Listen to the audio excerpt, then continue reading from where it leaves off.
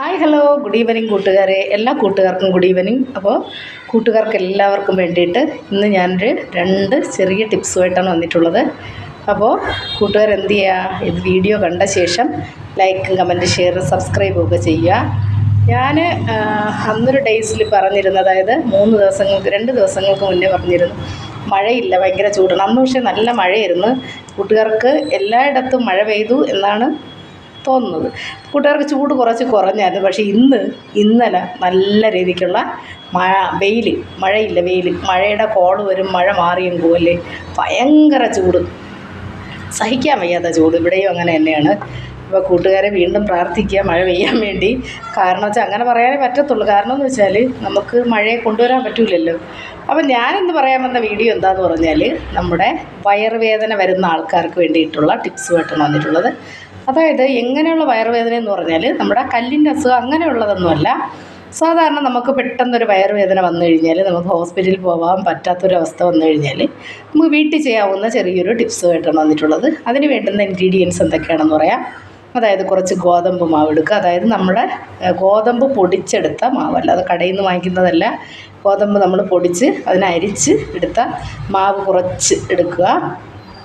അതിലേക്ക് നമ്മുടെ ചവ്വരി കുറച്ച് ആഡ് ചെയ്യുക. ഇപ്പോൾ 2 സ്പൂൺ ഗോതമ്പ് മാവ് എടുക്കുകയാണെങ്കിൽ അതേപോലെ ഒരു 1.5 സ്പൂണ് എന്ത് ചെയ്യണം, ചവ്വരി കൂടി അതിൽ ആഡ് ചെയ്യുക.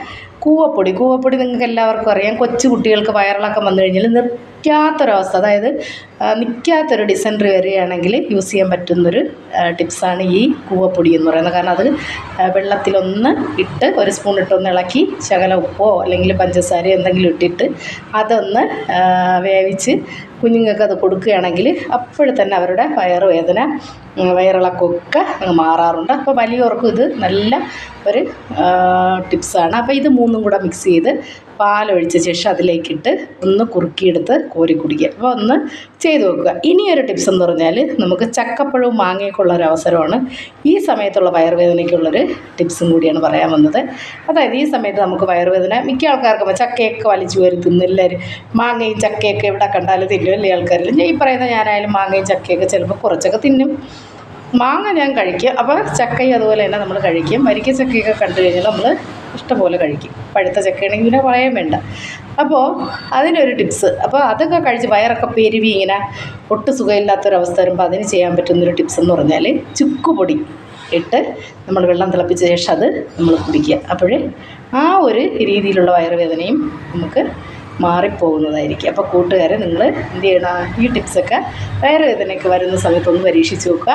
അപ്പോൾ അടുത്ത ടിപ്സുമായിട്ട് നാളെ കാണാം. പുതിയ ടിപ്സുമായിട്ട് വരുന്നതുവരേക്കും ഈ ടിപ്സ് നോക്കിയ ശേഷം ഇഷ്ടമായിട്ടുണ്ടെങ്കിൽ കമൻറ്റിൽ ലൈക്ക് ഷെയർ സബ്സ്ക്രൈബ് ഒക്കെ ചെയ്യുക. ഞാൻ ഇന്നലെ വീഡിയോ ഇട്ടില്ല.